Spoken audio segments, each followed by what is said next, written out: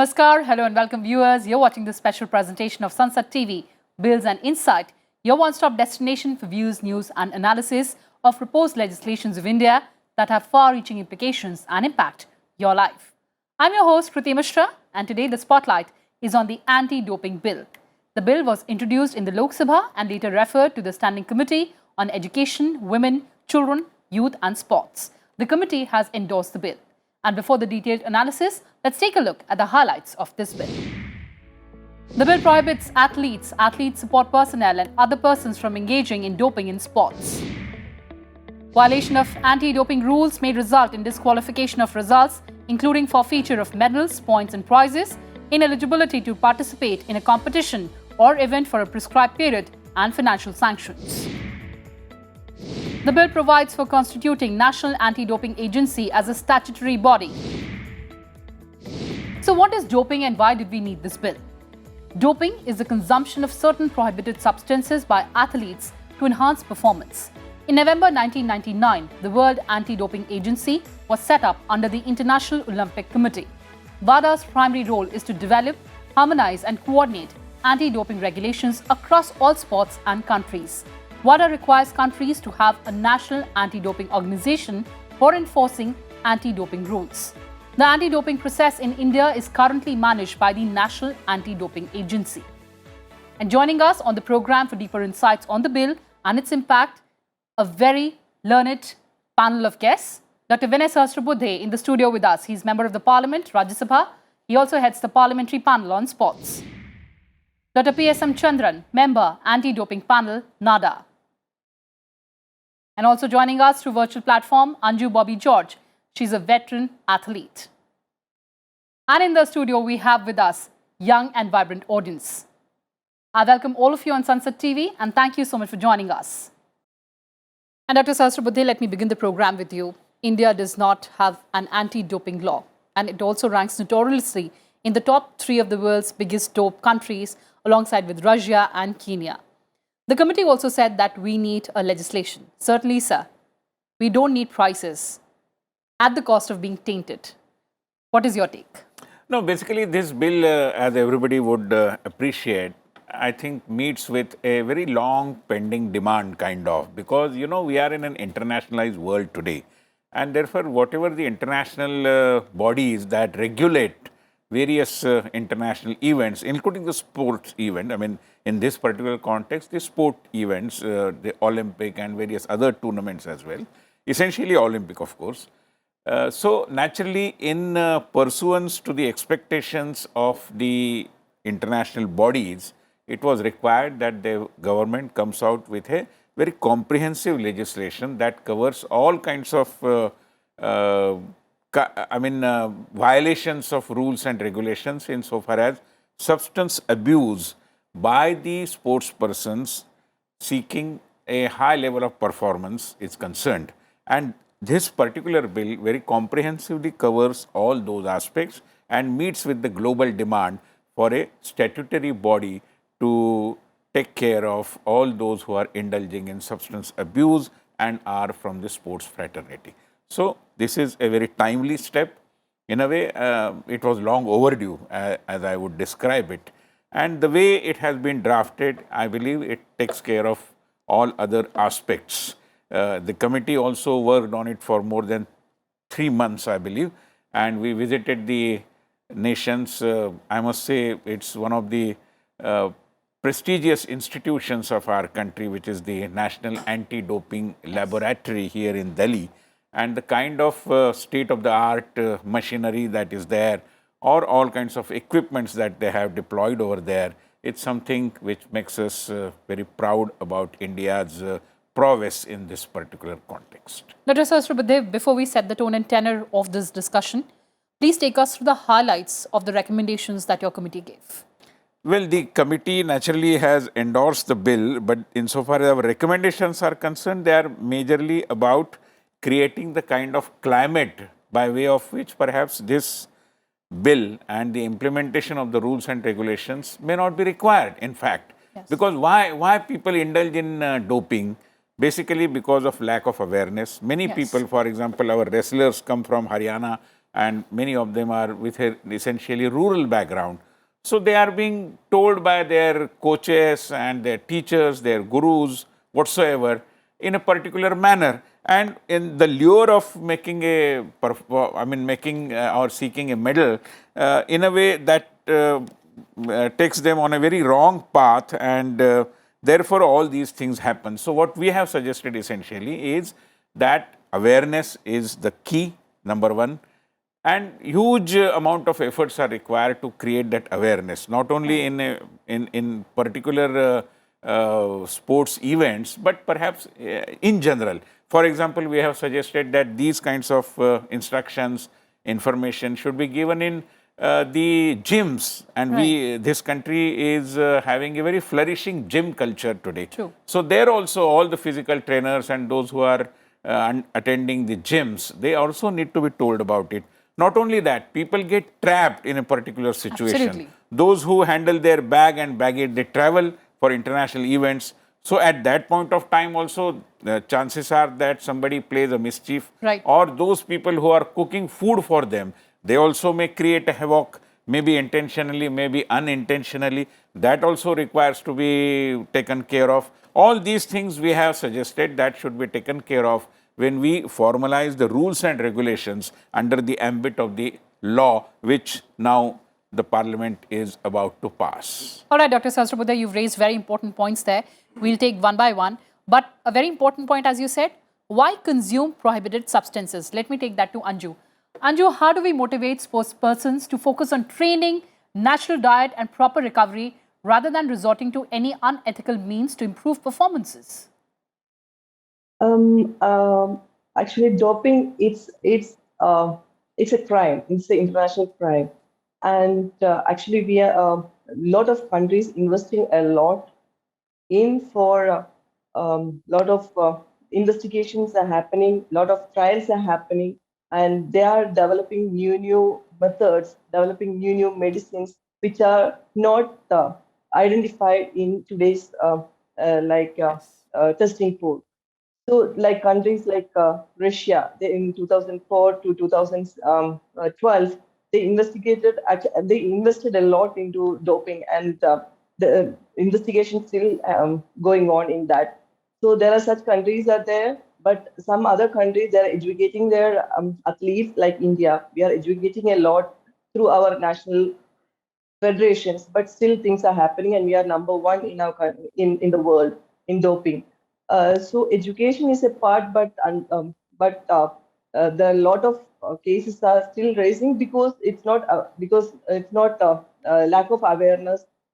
It's just intentionally some people are taking, and from my point of view, if anything is inside our body, we are liable, but we cannot blindly uh, say that the coaches are the reason, but there could be anyone because they are open to a lot of opportunities, and it could happen from anywhere. So the investigation should happen properly, and I think the bill is supporting in that way. And the NADA actually currently it's a society, so they have limitations. But once the bill passed, so they will be under a statutory body. So they have a lot of rights to control over these doping cases. Right, absolutely. And another point that Dr. Sahasrabuddhe mentioned, that what if someone unknowingly places something prohibited in the bags of the sports persons? Dr. Chandran, in that context, what are the safeguards to protect the rights of the athletes and to address the issues of privacy in the procedure related to entry, search and seizure? First of all, let me welcome the bill. It is a good step towards doping control, and it is a timely one. But I would like to highlight a couple of facts here. Doping is a menace which will be there as long as sports is there. Doping will continue to affect sports in different ways. And to control doping is not an easy job. It is a multi-target attack has to be there. And every agency has to come in. Unfortunately, what has happened in the recent times, because of too much of publicity on doping control and doping, now athletes start to believe that unless they take substances, drugs, they cannot improve performance. That's a wrong notion. They have to be made believe that doping cannot produce world champions. And that comes from proper coaching, scientific support, proper diet, and psychological backup. All these things contribute to world champions, and doping is a minute role to play in that, but it is highlighted beyond a point. And other point I want to emphasize is that the doping control is stressed on is an obsession on punishment. As the chairman just now mentioned, it is awareness which is more important than punishment. We have to make the people aware that doping is not going to improve performance, and they have to be made aware of the side effects of doping on the health. It is injurious to health, and it can kill athletes in many ways if you take doping. All these have to be highlighted. Dr. Sahasrabuddhe, as Anju was mentioning, new substances are being developed. Now today you have a particular bill mentioning particular substances, but by the time new substances are developed, how do we keep pace with these changing techniques? No, therefore, the bodies that the bill envisages and proposes as well, and not just the National Anti-Doping Agency, which today also we have, but there is also a provision for a National Board for Anti-Doping in Sports, which will be kind of a monitoring body, and it will try to create all kinds of arrangements to ensure that doping related, all the measures are taken at every required level. So, I think the mechanisms are there, but at the same time, if new substance comes, what do we do? So, we have recommended in our set of recommendations that qualified doctors and lawyers also should be made available at all the coaching centers, because you never know. One fine morning, people say, oh, you have consumed something and you are not aware of that. So, the doctor will have to be there to assist you, to plead your case, and also the advocate. Right. These things are very required. Otherwise, innocent people may get trapped. That is definitely the possibility. And we would like to kind of, the bill be taking care of that. Absolutely. But talking about other global practices, Anju, you've been around the world representing India. Talking about Germany, it is one of the countries where an anti-doping law came into force in 2015. Athletes who test positive for performance-enhancing drugs or are found in possession of them can face prison terms up to 5 years, while those who are suppliers can be put behind bars for 10 years. Do you think in India, what kind of global practices we can adopt in our country to improve performances and put a ban on these prohibited substances?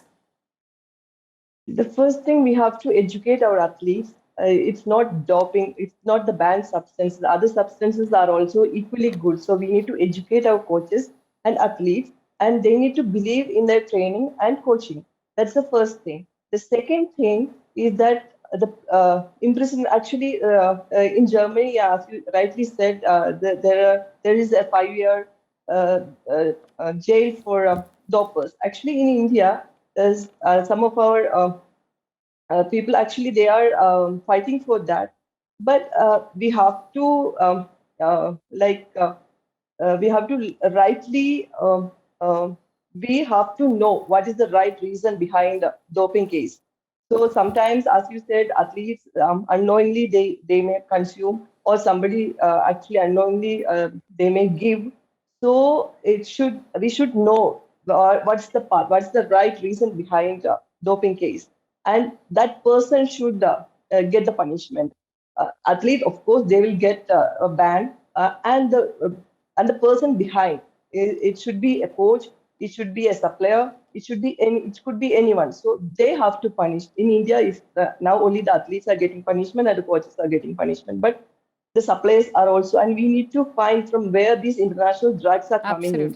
So in India, it can't be like directly, it can't reach in India. So the path we have to find, and we have to stop that. So all these things, actually, rightly, we have to discuss, and we have to find the exact reason, and that we need to treat. Absolutely. I think that's a very valid point. Dr. Sahasrabuddhe, you'd like to answer that? No. I entirely agree with her, and therefore the committee also has recommended that, for example, in India, we have certain eating habits. There are certain kind of festival foods and other things as well, which generally speaking do not involve any kind of substance abuse. But then, like in Middle East, for example, especially in Dubai, there are many people who travel from India to that place and they carry some eating kind of material, some eatables. And one fine morning they are told, oh, this is not acceptable over here. This is a banned, the ingredients are banned over here. So that kind of thing also will have to be taken into consideration. Like, for example, there are certain Ayurvedic drugs. Now, tomorrow somebody may say, oh, no, it is not acceptable here. So these Indian sensibilities, Indian lifestyle, Indian natural or herbal drugs, including Ayurveda for that matter, also need to be taken care of. That is what we have substantially mentioned over there. We have also mentioned that a huge amount of awareness is required. And we, in fact, had interactions with federations also. It is essentially their responsibility to ensure that the members of their federation, sports persons naturally, require to be told about all these things well in time. That is also required. So I entirely agree with her. All right, before I take questions from our audience, Dr. Chandran, the crux of the debate is, how do we create awareness? How do we ensure that our training camps are no syringe zones? There is one solution I find. Nowadays in the world champions are manufactured inside science laboratories by scientists and doctors. They give a lot of backup to the sport, and unfortunately our sportsmen lack scientific backup, and when they don't have scientific backup and they aspire to become world champions, they go for shortcuts, and doping is a shortcut for that. So once we make scientific backup available to our athletes, the menace of doping can be brought down. So you need a lot of sports scientists, psychologists, nutritionists, and sports doctors, physiotherapists all in our system, which is lacking now. And when an athlete has to compete at the world level, they have to compete against not an opponent, they can the scientific system of the other country. And we have to come up with a solution for this, and the government has to take a serious view and produce this support staff for the athletes. That can bring down the menace of doping in our country. Right, sir. I just yes, sir. One point. Yes, sir. Because, while listening to both these persons present in this panel, the committee has mentioned it in so many words that we don't want to throw the baby with the bathwater. Yes. We want the sports culture to be cultivated, to be taken ahead. Otherwise, unnecessary paranoia will be created. Oh, don't go, don't do this, don't do that, don't go there. That should not happen. So we should have our own approach, and that approach should reflect when we frame the rules and regulations under the law that is now Parliament is going to pass. Absolutely. So that is essentially very, very important, because we have such a huge young population, and we need to promote sports culture without they getting unduly apprehended by all these kinds of wrong things, including doping. And develop an organic culture. That's the focus. Of course.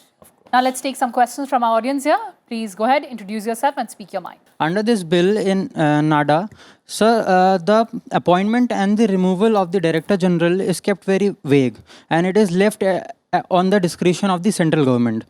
Similarly, the appointment and the removal of the disciplinary panel and the appeal panel is also kept at the discretion of the board.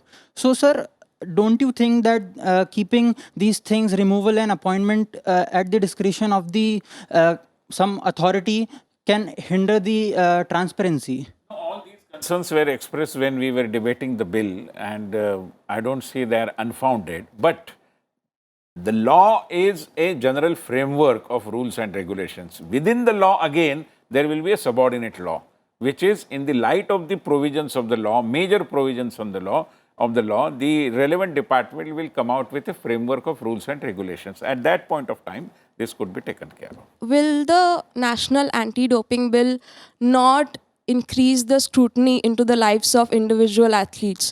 Do you think it will infringe their privacy at some point? Well, when you are knowingly entering into the sports field, and you have to abide by the rules and regulations. Some people may call it as a kind of, entering into their privacy and all those things. That questions will arise. But then you cannot have it and eat it too.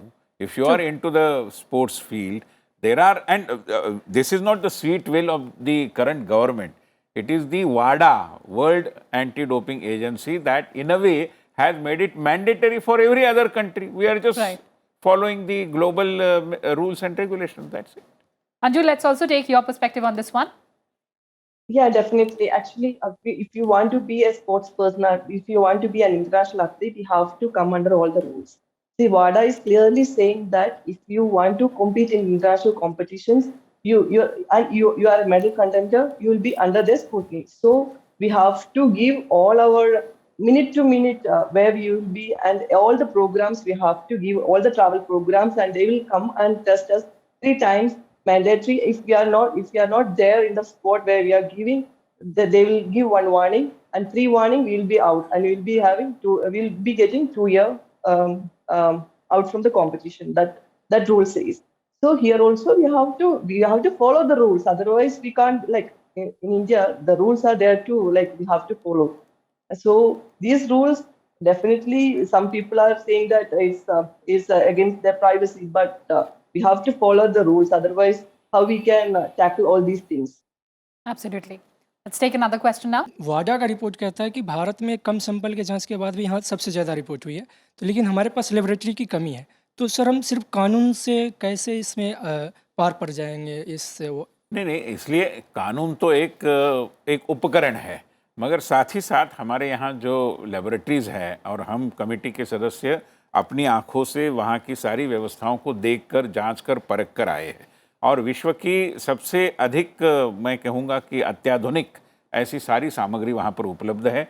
और हम तो कहते हैं कि हमने recommend किया है कि जब मणिपुर में अभी एक sports university, national sports university आ रही है, हमारा तो कहना है कि वहाँ पर भी इसका कोई छोटा यूनिट अगर हम बना पाते हैं या इसके बारे में तरह तरह के पाठ्यक्रम कर पाते हैं, और ये लेबोरेटरी केवल स्पोर्ट्स पर्सन्स के डोपिंग के बारे में ही काम करेगी ऐसा जरूरी नहीं है, इसके अन्य अन्य उपयोग भी हैं, उसके लिए भी उसको काम में लाना चाहिए।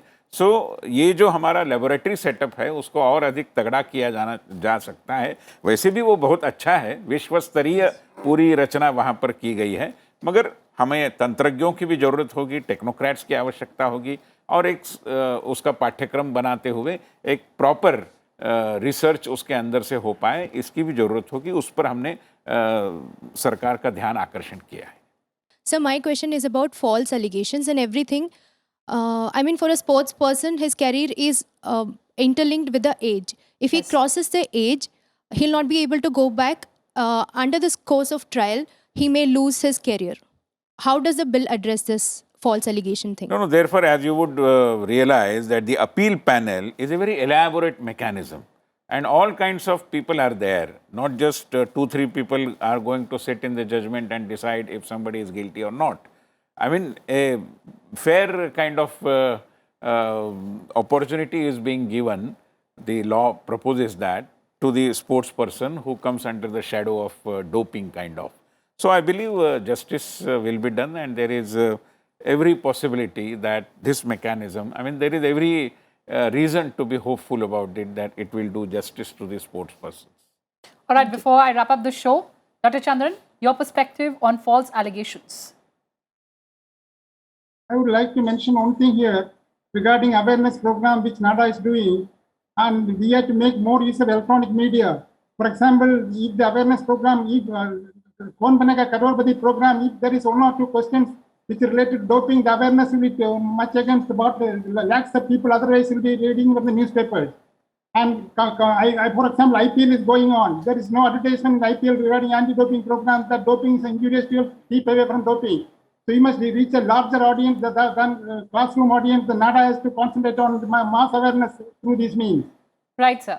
Absolutely. And yes, sir, you want to make your last I point? only would say that, and we have recommended it in our report as well, that before a sports person gets into a proper coaching, he should undergo some kind of a training program wherein he is told about all kinds of protocols that he will have to adhere to. True. See, it's a different kind of a setup in which he finds himself, and then he will have to observe all those rules, regulations, including whatever the things he consumes, eats, drinks, and all those kinds of things. So he will have to be watchful, at the same time taking care of his own daily routine, eating habits and everything. So this is very, very required, again, without creating any paranoia. Absolutely. Otherwise, the joy of joining, I mean, being yes. a sports person will be killed. That should not happen. True. And as we know, the National Board for Anti-Doping in Sports will be established to make recommendations to the government on anti-doping regulations and compliance with international commitments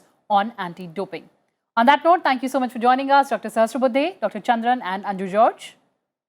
Next week, we'll return with incisive analysis of another important bill. Till then, take care and stay tuned to Sansad TV. Namaskar.